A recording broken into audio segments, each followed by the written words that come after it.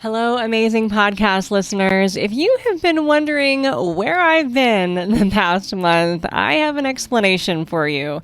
I thought I would pop on to this particular podcast and go a little off the cuff, a little from left field, and a little from the heart, and give you an overview of what I've been up to this past month.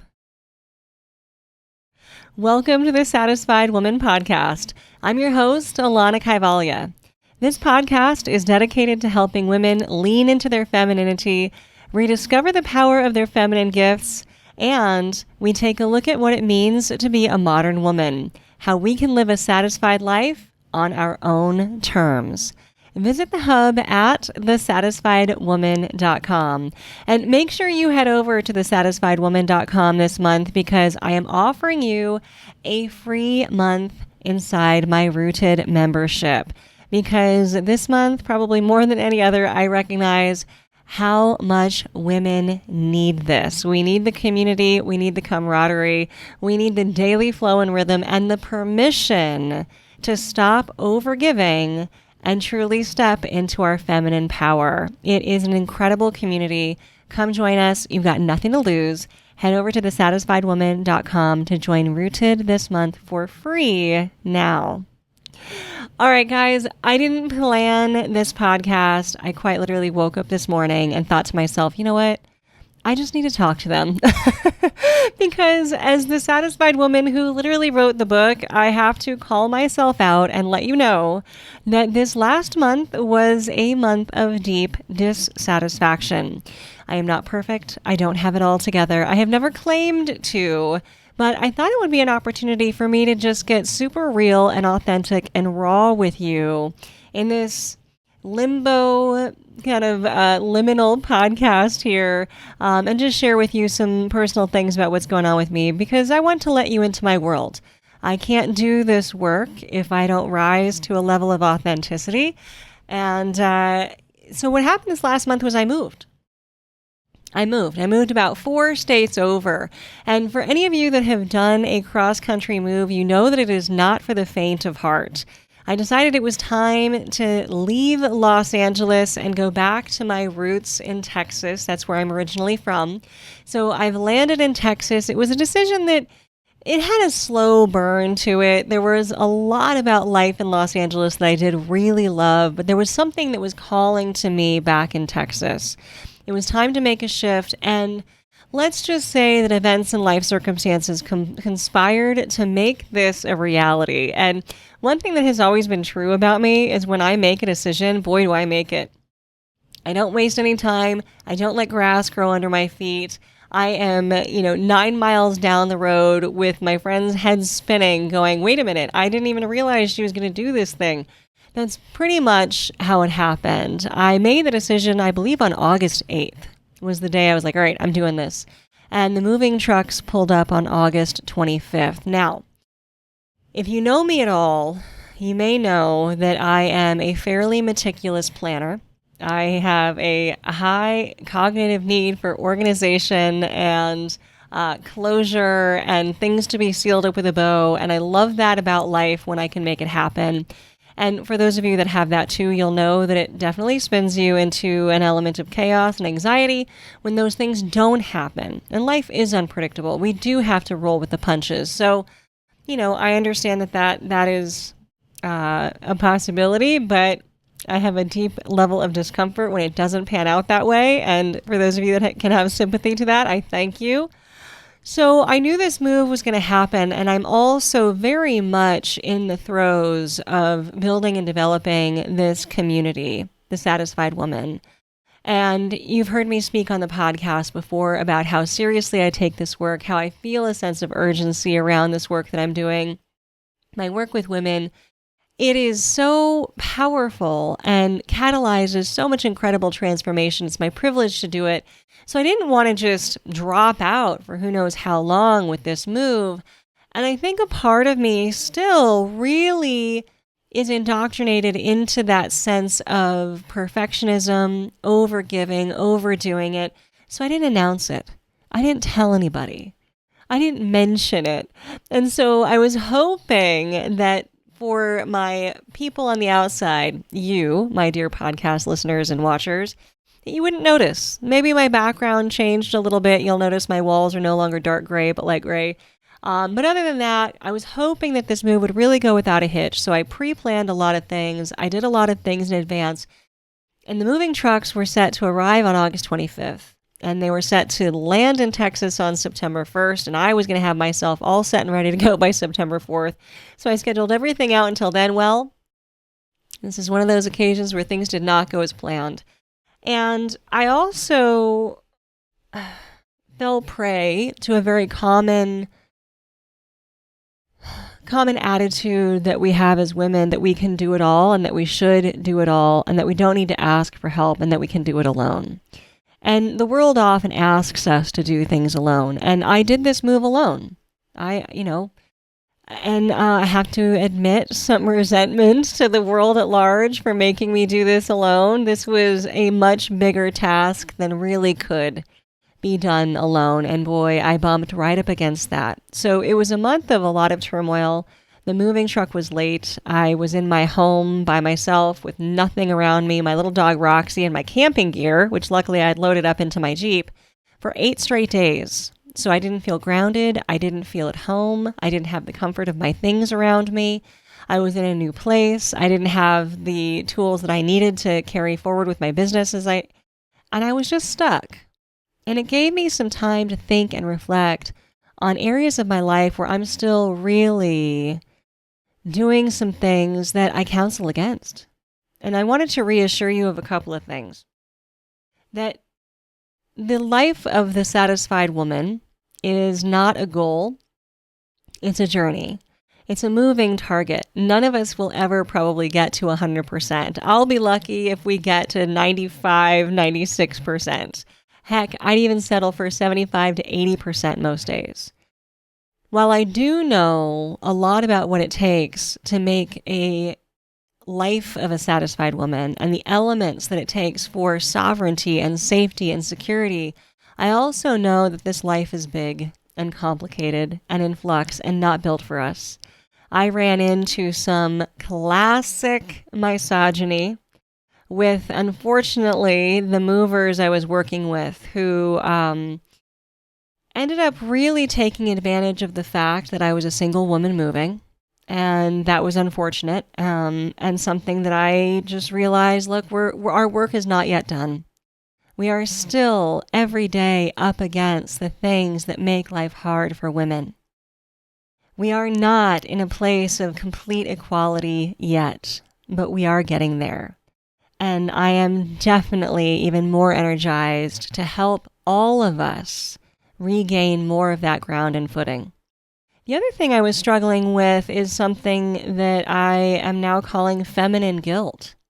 I think that women have a special brand of guilt. And frankly, if you're listening to this liminal stage podcast, which I don't even think I'm going to number it, it's just going to be the podcast that floats in midair in between the podcast, when I had my shit together and when I get my shit together again, those will be numbered. But this one is just an honest from the heart. Let me just talk to you and tell you what's going on. So feminine guilt was super high for me this month because I do feel a tremendous responsibility to this work. I feel passionate about it. I know that it's helping women. I'm hoping that it's helping you. And I recognize that when women feel guilty, we don't feel guilty because we've done anything wrong. We feel guilty because of how whatever we're doing might make someone else feel. We feel guilty because we might disappoint someone, because we might let someone down, because they might have a certain expectation of us that we're not meeting. And historically, that comes at the cost of connection or belonging. And prehistorically, to not have connection or belonging for a woman was almost certainly certain death. If we didn't belong or connect with a tribe, we were unable to survive alone. And so belonging and connection is paramount. That sense of safety is so inbuilt and ingrained in our DNA that now, in modern times, that translates to us abandoning ourselves, compromising ourselves, overgiving, and giving ourselves away in order to try and achieve that acceptance and belonging, for that sense of safety. But it's having the opposite effect. And I really noticed that this month because in the middle of this enormous 4-state move by myself from an apartment to my first house in 20 years, I recognize that I really saddled myself with so much. I failed to ask for help. And in the middle of all of it, I was feeling so guilty that I wasn't showing up for my podcast listeners every Monday, that I wasn't able to book as many coaching calls or discovering calls with the women who needed my help this month, that I had to take the time to get grounded, put my things away, find my dog's new veterinarian, figure out where I could go get groceries, basics. But even though I was in a basic survival mode, my biggest concern was for everyone else around me, namely for you. Now, here's something that I know, if you're listening. You're okay. We're going to find out if you even noticed. I didn't put out a new podcast this month. Maybe it didn't matter. Maybe you're like, oh, here she is again. Great. But I also know that none of you listening would have given me a hard time for what I was experiencing and going through this month. And I think that for the people in our lives that help to preserve our sense of well-being and safety, that will always be the case. And so this guilt that we feel as women, this feminine guilt, this special brand of guilt, that means just because we're not overdoing, overgiving, that we might disappoint someone, that guilt isn't ours. That guilt represents yet another layer of emotional labor that we're being asked to carry in a life that is already so laborsome. So here's what I propose. After experiencing that this month, after feeling like, oh my God, the world is going to forget me. My tribe is going to suddenly dissipate and disappear if I don't keep showing up, even though I was like, I can laugh now, but honestly, ladies, this was one of the most challenging experiences of my life. And I've had a few. I really have. But I think trying to do this all alone was too much. I would never do that way again. And I'm calling myself out for not asking for help, for feeling that level of guilt, for not forgiving myself for weeks for the ways that I wasn't showing up. And I'm turning it into a challenge for all of us to never feel that feminine guilt again. Other people's disappointment, other people's expectations, other people's discomfort is not our problem. The only reason guilt is ever a healthy feeling is if it's in response to a behavior that we do that goes against our own character or moral compass.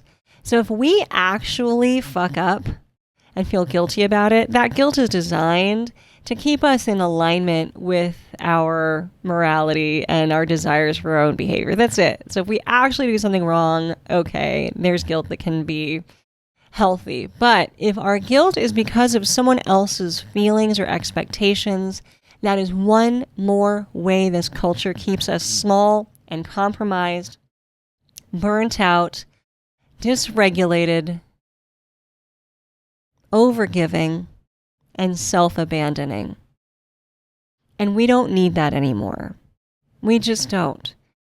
So my pledge to you, I want us to engage in 7 days of homework. And I've actually also just assigned this homework to the women in my coaching certification program. We're about 2.5 months in. These women are incredible. And I've assigned them this homework. So you already have a group of women who are doing this homework with you. But take the next 7 days of your life and don't apologize for anything at all. Let I'm sorry go from your lexicon. And anything that you find yourself wanting to apologize for, just take a moment and a pause. Instead of saying, I'm sorry, I don't have the energy to go tonight, you can just say, I don't have the energy to go tonight. Instead of saying, I'm so sorry, I can't overextend myself in this way for you, just say no. No is a complete sentence. We do not need to explain ourselves. We can be sovereign even in our answers, even in our needs, and even in our conversations with others. So this is my challenge to you. After my month of incredible overgiving, DIYing it, muscling through, trying to appear as if everything is perfect, and all of the tropes that I fell prey to this month that I often counsel against, the one that I'm leaving you with in this one-off special liminal podcast is a 7-day practice of not apologizing and not explaining anything. Don't explain yourself away, but don't apologize.